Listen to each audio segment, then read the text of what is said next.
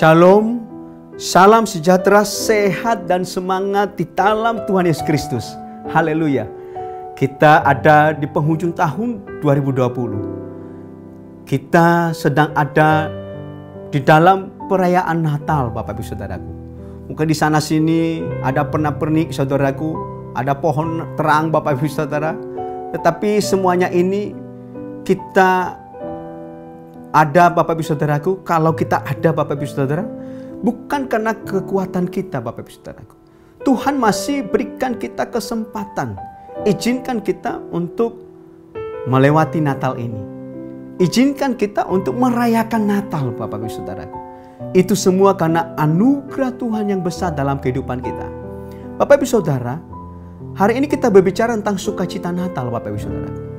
Natal itu Bapak Ibu Saudaraku itu berasal dari bahasa Portugis Bapak Ibu Saudara, yang artinya kelahiran Bapak Ibu Saudaraku. Nah, pertanyaannya adalah Bapak Ibu Saudaraku, mengapa harus Tuhan itu memberikan anaknya kepada kita Bapak Ibu Saudara? Nah, tidak lain tidak bukan karena Tuhan sangat mengasihi kita Bapak Ibu Saudaraku. Karena dosa manusia Bapak Ibu Saudaraku, maka untuk itu Dia mengaruniakan anaknya kepada kita. Tujuannya tidak lain tidak bukan supaya kita itu diselamatkan, supaya kita ini tidak dibinasakan, supaya kita ini mengalami Kristus dalam kehidupan kita, supaya kita tinggal di rumah Bapa, supaya kita ini masuk surga Bapak Ibu Saudara. Haleluya, puji Tuhan. Bapak Ibu Saudara yang kasih dalam Tuhan, mari kita lihat Bapak Ibu Saudaraku, apa kata firman Tuhan tentang sukacita Natal. Mengapa kita harus berbahagia di Natal ini? Kenapa Bapak Ibu Saudaraku? Ada dua hal penting yang mesti kita harus mengerti. Yang pertama Bapak Ibu Saudaraku, mengapa semuanya itu harus dinubuatkan terlebih dahulu? Dan yang kedua Bapak Ibu Saudaraku, mengapa Allah harus berfirman terlebih dahulu melalui para nabinya? Jadi Yesus tidak langsung lahir Bapak Ibu Saudaraku. Dia harus nubuatkan terlebih dahulu. Nah, kalau kita lihat Bapak Ibu Saudaraku, jawabannya tidak lain tidak bukan adalah supaya terbukti bahwa Allah Bapa tidak pernah ingkar janji bagi anak-anaknya. Haleluya Bapak Ibu Saudaraku. Makanya Dia nubuatkan terlebih dahulu. Kalau kita ngelihat dalam Kejadian pasal 3 ayat 15 Bapak Ibu Saudaraku, demikian firman Tuhan. Saya baca bagi Bapak Ibu Saudara. Aku akan mengadakan permusuhan antara engkau dan perempuan ini, antara keturunanmu dan keturunannya. Keturunannya akan meremukkan kepalamu dan engkau akan meremukkan tumitnya Bapak Ibu Saudara. Jadi jauh-jauh hari dinubuatkan Bapak Ibu Saudaraku, bahwa Yesus yang mengalahkan si iblis saudaraku, si Lucifer Bapak Ibu Saudaraku, bahwa Dia lahir membebaskan kita sebagai anak-anaknya Bapak Ibu Saudaraku. Haleluya. Nah, dikatakan bahwa yang kedua Bapak Ibu Saudaraku, Allah menggenapi nubuatan dalam Taurat.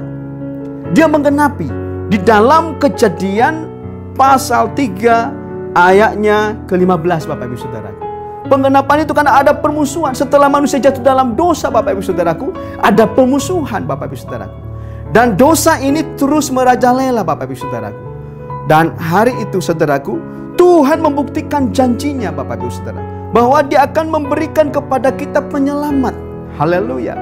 Bahwa penyelamat itu yang meremukkan kepala kuasa kegelapan, kepala Lucifer Bapak Ibu Saudaraku. Bahwa nanti dalam penghakiman terakhir Dia akan datang kembali Bapak Ibu Saudaraku. Haleluya.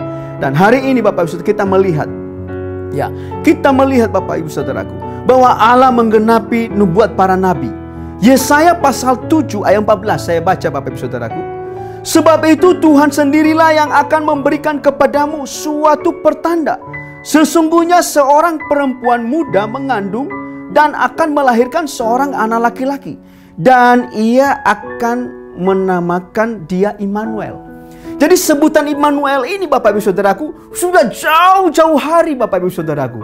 Bukan di zaman Perjanjian Baru, malah Perjanjian Lama di zamannya Yesaya Bapak Ibu Saudaraku.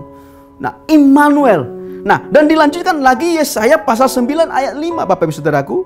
Dikatakan apa? Sebab seorang anak telah lahir untuk kita, seorang putra telah diberikan untuk kita.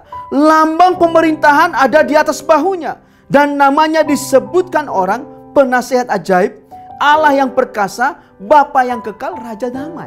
Wow, puji Tuhan. Haleluya Bapak Ibu Saudaraku. Kita bersyukur kepada Tuhan kita bahwa Tuhan kita itu pertama menggenapi Taurat. Yang kedua Bapak Ibu Saudaraku, menggenapi nubuatan para nabi Bapak Ibu Saudaraku. Jadi tidak kocok-kocok Yesus lahir, kan kita bingung kalau dia mengaku dia Tuhan Bapak Ibu Saudaraku. Jadi kita tidak mempertuhankan yang salah Bapak Ibu Saudaraku. Haleluya. Dan kita tahu jelas visinya Bapak Ibu Saudaraku. Dia mau menyelamatkan kita. Dia berkata, sebab seorang anak telah lahir untuk kita, seorang putra telah diberikan untuk kita. Lambang pemerintahan ada di atas bahunya. Perhatikan Bapak Ibu Saudaraku. Lambang pemerintahan itu berbicara pangkat, kedudukan, wibawa Bapak Ibu Saudaraku. Coba lihat pangkat-pangkat jenderal ada di mana? Ada di atas bahu Bapak Ibu Saudaraku. Bukan di bawah ketek Bapak Ibu Saudaraku, di atas bahu. Nah, ini semua ada di dalam kebenaran firman Tuhan. Jadi semua pangkat-pangkat itu ada di atas bahu. Lambang pemerintahan ada di atas bahunya. Dan namanya disebutkan orang penasihat ajaib. Kalau penasihat ajaib artinya Bapak Ibu Saudaraku, dia seorang guru Bapak Ibu Saudaraku. Maka tidak salah di waktu Yesus lahir, murid-muridnya berkata guru, rabi. Mereka memanggil dia guru dan rabi. Karena dia adalah penasihat ajaib. Di muka bumi ini hanya ada penasehat. Tidak ada yang ajaib. Kalau dikatakan penasihat ajaib artinya semua apa yang disampaikan oleh guru semua benar Bapak Ibu Saudaraku. Semua yang disampaikan adalah semua benar. Mengapa? Karena dia adalah Tuhan Bapak Ibu Saudaraku. Dia adalah Allah Bapak Ibu Saudaraku. Haleluya. Dan yang ketiga Bapak Ibu Saudaraku, kita melihat bahwa dia adalah Allah itu kasih. Allah yang tadinya jauh Bapak Ibu Saudaraku, dia datang kepada kita. Yang tadinya dia jauh, dia mendekat kepada kita Bapak Ibu Saudaraku. Haleluya. Bukti kasih Allah Bapa ialah dilahirkannya Kristus ke dalam dunia. Haleluya. Nah, Lukas pasal 2 ayat 11 demikian firman Tuhan. Hari ini telah lahir bagimu juru selamat, yaitu Kristus Tuhan di kota Daud. Kita membutuhkan juru selamat. Kalau di awal manusia pertama Bapak Ibu Saudaraku, Tuhan menyembelih hewan, lalu dia memberikan pakaian kepada manusia. Pakaian kelayakan Bapak Ibu Saudaraku. Lalu kemudian dia hidup supaya apa Saudaraku? Supaya kita ada teladannya Bapak Ibu Saudaraku. Ada contoh supaya kita ke surga itu seperti apa keteladanannya. Apa yang harus kita contoh Bapak Ibu Saudaraku. Nah, maka untuk itu kita mau contoh Kristus Bapak Ibu Saudaraku. Haleluya. Maka firman-Nya dalam Yohanes pasal 3 ayat 16 ya, berkata, karena begitu besar kasih Allah akan dunia ini, sehingga ia telah mengaruniakan anaknya yang tunggal, supaya setiap orang yang percaya kepadanya tidak binasa, melainkan beroleh hidup yang kekal. Bapak Ibu Saudara yang kasih dalam Tuhan, kita mau selamat, kita butuh juru selamat. Manusia membutuhkan juru selamat. Manusia membutuhkan Tuhan dalam kehidupannya. Untuk itu Bapak Ibu Saudaraku, tidak ada alasan untuk kita tidak bisa menerima Yesus. Tidak ada alasan untuk kita tidak bisa bersuka cita. Mengapa? Karena Dia datang membawa kabar baik kepada kita.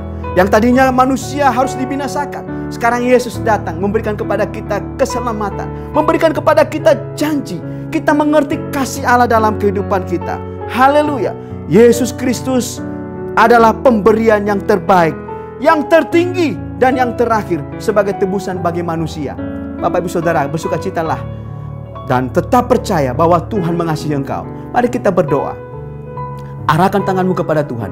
Bapa yang baik, di dalam nama Tuhan Yesus, aku berdoa bagi tangan-tangan yang terangkat. Aku berdoa bagi saudara-saudaraku ini Bapa. Tuhan tolong mereka. Biarlah mereka mengenal Engkau. Biar sukacita Natal itu mereka alami dalam kehidupan mereka. Supaya hidup mereka diubahkan, diselamatkan, tidak dibinasakan. Mereka tidak lagi Tuhan hidup seturut gambar dunia, tapi seturut gambar Allah. Biarlah Allah Immanuel itu ada dalam kehidupan kami semua. Kami akan melewati Natal ini dengan penuh sukacita. Ada gairah, ada semangat, ada pengharapan yang baru di dalam Kristus Yesus. Di dalam nama Tuhan Yesus kami berdoa dan mengucap syukur. Mari yang percaya bersama-sama katakan amin.